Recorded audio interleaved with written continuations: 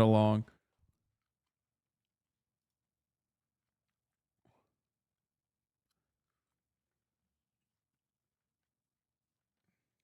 Good evening, I'm Abby Phillip in New York, and I want to get right to it tonight. One of Donald Trump's vice presidential contenders, Congressman Byron Donalds, he made some comments that has a lot of you talking and a lot of Democrats fired up. I'm going to speak with him live in just a couple of minutes. But I don't want to think that chatter meant that in like a mean way, but it still comes across as a threat. Like, one day I hope I'll hear from you in Israeli news.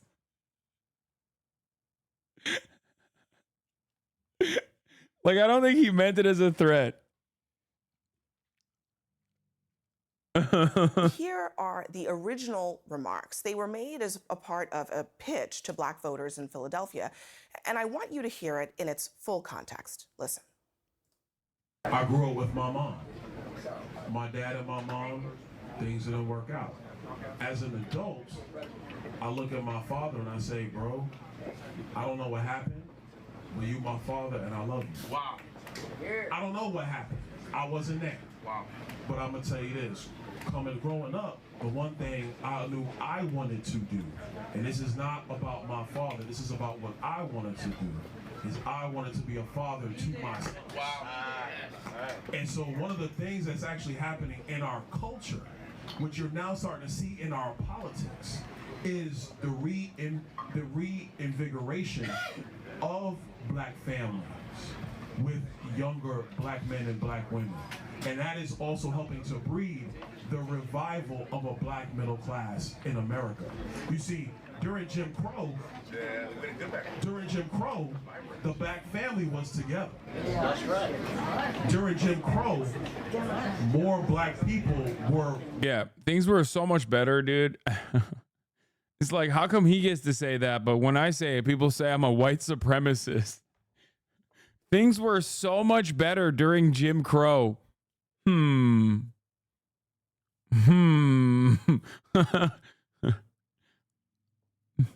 Interesting statement. Not just conservative, because black people always have been conservative minded, but more black people voted conservatively. And then HEW, Lyndon Johnson, and then you go down that road, and now we are where we are. What's happened in America the last 10 years, and I say it because it's my contemporaries, it's Wesley's contemporaries, you're starting to see more black people be married in homes, raising kids. It's when you home with your wife raising your kids, and then you look at the world, you're saying, now wait a minute, time out. This does not look right. How can I get something to my kids? It goes back to the conversation of generational wealth. Not just having a job, generational wealth. Now, we should note that many Democrats who jumped on Donalds today claimed that he said that blacks were, quote, better off. As you heard there, the best part about the shit take is that he has a wife, white wife law. He would have been maidenless in his picture perfect past. Yeah, I don't really understand how that works out in the Jim Crow South. Like how do you maintain your interracial relationship? How do you maintain this nuclear family that you want to defend in the Jim Crow South when you have a white wife? He didn't use those exact words in the clip, but the congressman joins me now to talk about that. Congressman, thank you for being here.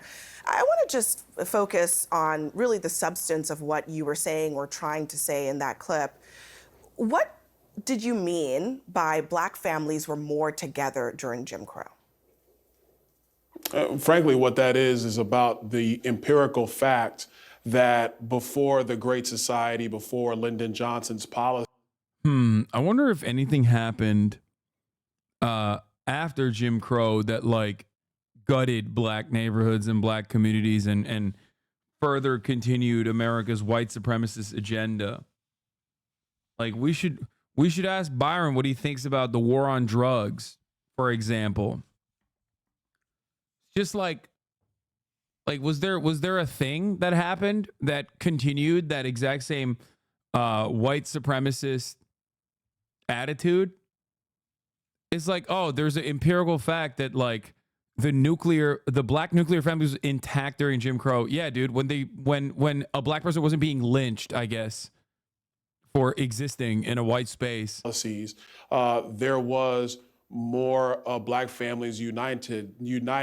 The marriage rate in Black America was significantly higher before the Great Society. The period of time that coincides with that, obviously, is Jim Crow era, and then after.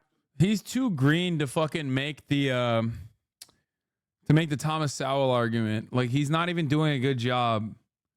This is, by the way, a classic trope. Like a super classic black conservative weapon in the arsenal, which is welfare destroyed black families. That's like what he's trying to get to. But because he's too fucking stupid, he said, oh, things were better during Jim Crow. And of course, everyone is immediately going to be like, what the fuck are you saying? The real way to say that is by masking it with pro-capitalist, anti-social safety net rhetoric.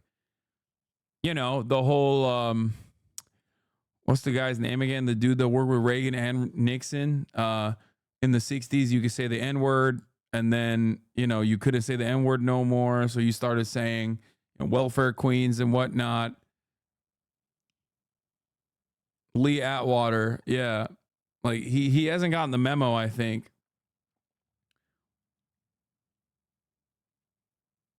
He hasn't read enough black conservative literature. I could clap him. Yes. After the Great Society, the marriage rate in the black community plummeted significantly. The Great Society is a part of that reason, not completely, but it's definitely a part of that. And what you're seeing right now in America is a reform. It's like, dude, this is almost as insane as saying, like, I mean, this is even more unhinged than what Byron is saying, but it's like saying during chattel slavery, the shelter rate for black Americans was 100%. It's like not all that different from what's his face, Ben Carson, being like, a lot of African Americans came here on boats as immigrants, as undocumented immigrants. It's so stupid. Yeah. Every black person was housed during, during chattel slavery. Every black person had a job during chattel slavery. Things were great. It's like, dude, what the fuck? Formation of black families in America. That's a good thing, not only for the black community and for black families, but it's also a good thing for the country. So what was the point of tying together the black family and Jim Crow specifically? I mean, Jim Crow, as you know, was a period of racial segregation, of racial terror. Why would you make that connection? All I was doing was referring to the time periods when you talk about the historical timelines in America and coinciding with black families and what the marriage rate in black families are. Oh shit, my bad. We just misunderstood. Yeah, like just like Taylor Swift said, she wishes she could go back to the 1830s, but without all the races. That's what he was saying. He was saying, dude. He was saying he wishes he could go back to the Jim Crow era without the racism.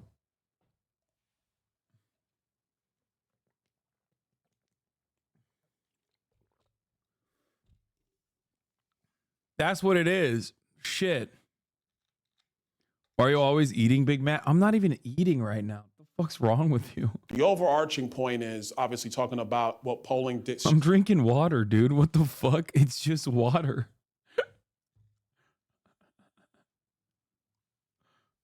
Shows today that about 25% of the black vote, depending on what poll you're looking at, is leaning towards supporting Republicans and supporting President Trump. The corollary to that is that when you're in a family unit, husband and wife, living together, working together, thriving together, you're raising your kids, your thought process is now talking about building generational wealth. What am I leaving to my children? What kind of communities do I want my children to come up in? What are the educational opportunities? What's going on with the economy? How does, and then to a broader level, how does foreign policy and all these other public policy issues flow into that. And so when you compare the terrible agenda of Joe Biden and what that's done to families in America, coinciding with the fact that you are seeing a reformation of black families in America today, which is an absolutely wonderful thing and needs to continue. My view is it also coincides with a more conservative leaning and a more conservative mindset politically in those families. One thing I really want to just get you to address is there were a lot of people who heard what you had to say, and a lot of them are offended by the idea that you would repeat Jim Crow 3 times in your comments as if to suggest that that was a time period because that black families were, in your words, together, because in your words, black people were not just more conservative, they voted more conservatively. That's a good thing. I mean, it sounds like nostalgia. Do you regret using that time frame as Bro said it 3 times trying to summon him. Yeah, he thought it was like a Beetlejuice method. If he says it 3 times, you can go back to the prosperous time for American black folk, the Jim Crow era. as a reference? Nobody ever made nostalgia. That was never the point. It wasn't even about that. So where now I'm gonna get my backup is, I didn't say that. I didn't even insinuate that. That is where the media and yes, Hakeem Jeffries and a lot of other people are taking what it. exactly didn't you No, insinuate? back up. I'm just So trying to understand what you're tell saying. What didn't you premise of insinuate? The premise of your question, I did not insinuate. That is what people are trying to weave into what I said. What I said is crystal clear. It's on my social media. Go to @Byron Donalds on X. You can see the full clip. Abby, I appreciate you playing the full clip. What you are dealing with right now is a political environment where now anything I might say or any major surrogate might say is going to be twisted into the lens of race. That was never the point, not the idea I just want to, whatsoever. I mean, just to clarify my questioning of you. Sure. I mean, I understand that this idea that you said it was better. You didn't use the words better, but when you talk about that time period, you're suggesting that because the black family was together, they were better off than they are now. See, this is the problem, Abby. So are you saying that that's not the Abby. case? That the black family was not better No, off I did when not they say were, that, in your Abby. words, together? Abby, let me put it to you like Jim this. Crow era. Yeah, my comments on Jim Crow are being twisted into being about race. I don't understand. I simply was saying, okay, things were much better for Jewish people, you know, in and around the 40s and the lead up to the 1940s in Germany. Okay. A lot of people found a shared purpose, a sense of community. Like, what do you mean? What? Why are you saying that this has anything to do with the Holocaust, even though I did bring that up by name? What do you mean? Why would you bring up the fact that I kept saying Jim Crow?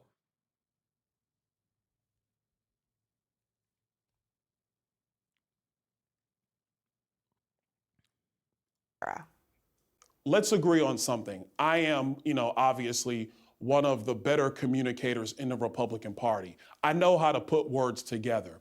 Wait, that makes it worse, dude. That means that you had intention behind it. Like it wasn't an oopsie. That literally makes it worse. He's like, listen, Abby, I know what the fuck I'm saying. That's why I said Jim Crow era was better for black people 3 times, okay? For the family. For the black family, of course.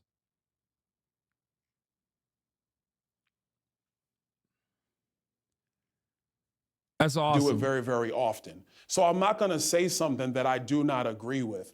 What America is seeing right now, especially black America, is the gaslighting that unfortunately does happen in politics. Oh, now he's vaguely pointing the finger at woke culture. My comments, and you want to weave your own political viewpoint into what I said. What I said is very clear. I asked you to explain because I wanted to. What I want to undo is understand what you're saying. For the record, if you're wondering why the fuck are we talking about Representative Byron Donalds, it's not just because he's like said some unhinged shit. It's also because why is he saying unhinged shit? Now, under normal circumstances, you would go, well, he's saying unhinged shit because he is a black conservative, he's a black Republican. This is kind of the modus operandi. This is it's to, you know, traffic white supremacist talking points with a black face and you know, give permission to be able to say things that like white politicians would get probably a little penalized for, you know what I mean? Because like things were great for blacks during Jim Crow coming out of Trump's mouth is a, you know, now that I think about it, is something he probably will say, but, you know, is going to be understandably criticized as white supremacist sentiment. Now, but beyond the reasons, Byron is on the short list. Okay, he is one of Trump's VP picks. That is why this is getting more media coverage than it normally would. Saying here, because if you're making a comparison, you're saying the black family was together then, they're not together now. And listen, Abby, I think you need to understand, I am trying to become the vice president as a black man to the Republican Party, the modern Republican Party, very different than the Abraham Lincoln Republican Party. So for that reason, I have to say some of the most white supremacist things you've ever heard in your entire life. You know how like Barack Obama had to bring Joe Biden on board so that white people who were terrified of a Kenyan Muslim man becoming president with a middle name Hussein would feel comfortable because there was an old racist guy next to him, like an old racist white guy. It's kind of like that. It's kind of like that. It's just I have to, right now, as I stand here, I look black. I am black. And that's very scary for a lot of people who would otherwise vote for Donald Trump because they're white supremacists. So I need to effectively communicate to them that I'm black, but also a white supremacist myself. And you're using that to try to say that things are bad now. Well, first of all, let me just to set the table here. By pretty much every available measure, black families, black individuals in this country are better off today than they were during Jim Crow. Would you agree with that? Abby, of course I would. I'm not making that point, and this is the problem. What the Democrats, what Hakeem Jeffries did on the House floor, what Jamie Harrison, what the president of the NAACP, what the Biden campaign, because they're the ones who started this. It was really the Biden campaigns who were trying to cherry pick everything. They're trying to twist my words into saying something. I never said that. What I was talking about was specifically black families.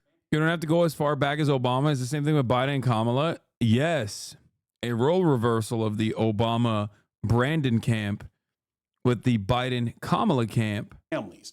And the point that black families being together is a great thing for the black community. And you do have to acknowledge. It's cool because like Abby Phillips literally played the whole clip and like tried to contextualize it to a degree that I think is like almost, you know, almost carrying water for Byron Donalds. Acknowledge the empirical fact that before Lyndon Johnson's policies and the welfare state. That's the issue. Do you understand, chatters? He didn't do the classic. Thomas Sowell black conservative take of masking the quiet part. Things were better for black people under Jim Crow. Normally that's the quiet part. You're not supposed to say that out loud. Thomas Sowell, you know, will say it's the welfare state that destroyed the black community. Okay? Thomas Sowell and Clarence Thomas love saying not the quiet part out loud, but the other part. He unfortunately telegraphed the racist part of that argument. He swapped it, and now he's kind of stuck. And I don't know why he's not. Big man, are you drinking from a disposable plastic bottle? Yes, bro. I hate the environment. I'm trying to kill more turtles. Oh, fuck. Don't tell that other guy from earlier today that I'm trying to kill more turtles. I'm trying to save the turtles, actually. I promise. That was created in the United States. I'm not talking about good, bad, or indifferent. But what about black families were, black marriage rates were significantly higher. Well, what They're about other rising things that again in America. That's a good thing. We should celebrate Other things that. that may have contributed to the, you know, maybe the decline in marriage rates, which, by the way, is not unique to Black families. That's happening actually across racial groups. But what about other things? I mean, what about redlining? Do you think that that had an effect on the Black family? What about mass incarceration? What about the war on drugs, which was pushed by a Republican president whose advisor said it was specifically to target Black people? What about all of those things? Look, if you want to talk about redlining and a lot of the other policies that were put forward, quite frankly, by the Democrat Party, if you're going to go back to Jim Crow, because Jim Crow was Democrat policies. Well, that's what that was. I know that you know this. Don't cut me off when I'm trying to make a point. Let me just, I have to correct a factual point here.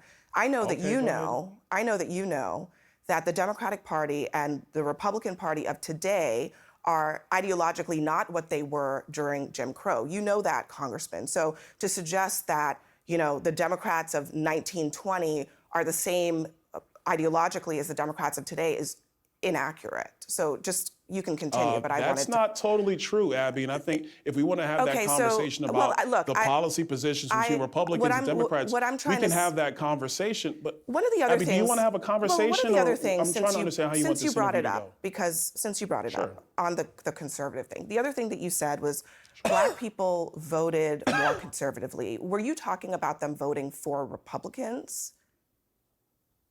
In part, yeah, because... Well, I mean, if we're talking about the Jim Crow era, I don't think Black people were voting conservatively. I don't think Black people were voting at all.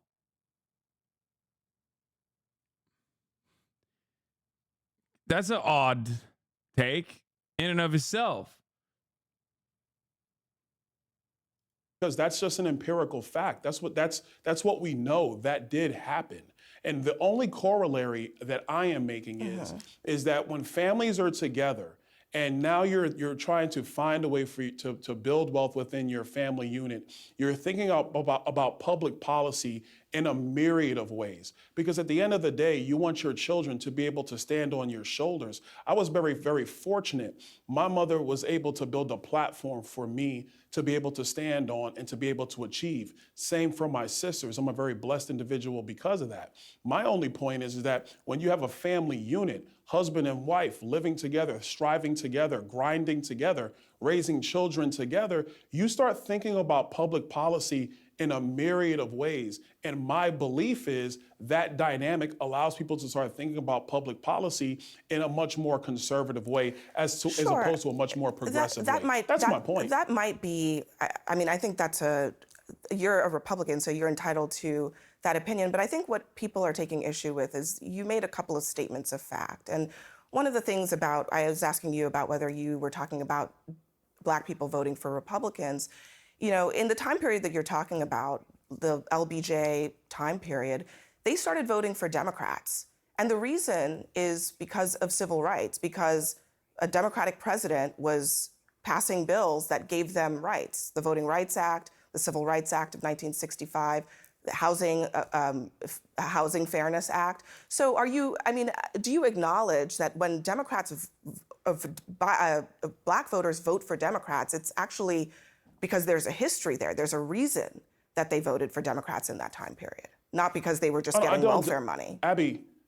Abby, let me be clear. I don't deny that. I think it's also important for the record to be clear that you had the vast majority of Democrats in the Senate were filibustering the 64 Civil Rights Act led by Robert Byrd, who, by the way, was a mentor to Joe Biden when he went into the United States Senate. So if we're going to... This is the long way to do the whole, this is the long way to do the party realignment never happened.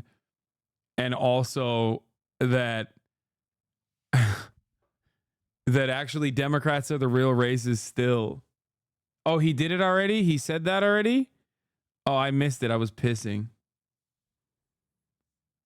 Yeah, no Southern, no shift.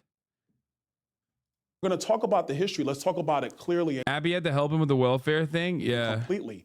Republicans have been the ones who were pushing not just the 64 Civil Rights Act, but the other 4 Civil Rights Acts that occurred before 1964. That's the history of the country. I'm not denying that. There were Southern Democrats who opposed. Abby, can I finish my point? Again, all I'm asking is to finish my point. On the facts here, there were Southern Democrats who opposed these civil rights bills. but Yes, that's a majority correct. of them voted for it. It was also led by a Democratic president. So you acknowledge that Southern but you cannot Democrats, deny. Southern But you Democrats cannot were deny recruited that, into the Republican Party in the time period after that. So when you talk about this, you just have to acknowledge that there's been a switch happening in the two parties. It's not the same today as it was during Jim Crow. And so when you say that Black people voted conservatively, that actually doesn't really tell us anything. It just tells us that they voted for the Republican Party, which is a different thing than it is for today. Are we also going to acknowledge that how the 64 Civil Rights Act actually got through the U.S. Senate was because of also the leadership of Senator Everett Dirksen, who was the minority Republican leader in the United States Senate at that time. Absolutely. You have to acknowledge that. So I think if we're going to talk about this, we have to acknowledge all of the history that went along with it. I wasn't suggesting and I think that's a good thing. We should have that historical I conversation. wasn't suggesting that congressional Republicans necessarily were the stumbling block for any of this legislation. All I'm saying is that when you ask, why do Black people vote for Democrats, you have to acknowledge that that is one of the main reasons. I want to just ask one other thing, though, Congressman. It's striking to me that this conversation about the family, about who is the recipient of government benefits, about who was affected by Lyndon B. Johnson's Great Society, why is it that that conversation only happens to Black people? Great question. Are you perhaps saying that it's the same as the culture argument, by the way? Is there something in the mind of the Black American that somehow the welfare apparatus targets differently than the white American?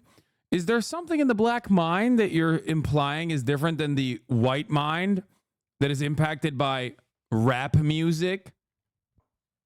Because racists love saying, no, it's just a culture. It's just a culture thing. It's a cultural difference. That's why Black people are violent or whatever the fuck. And it's like, well, more white people listen to rap music than Black people. What's that about? White people are on welfare. When white people are recipients of these programs too, when white people have broken families as well, why is this a message that is always directed at Black Americans?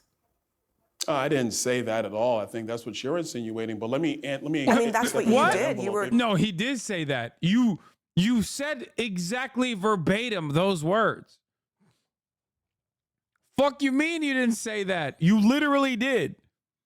Like, you used exactly those words, man. You were trying to recruit Black voters for President Trump. Am I allowed to answer the question? Let me step into that. Okay, a couple of things. Yes, Lyndon Johnson's Great Society, if you look at the empirical data, was destructive in part, and I said even in my comments yesterday in Philadelphia, in part to Black families throughout the United States of America. You also had some of the very damaging policies around the criminal justice system. The 94 crime bill, which was authored by Joe Biden and brought.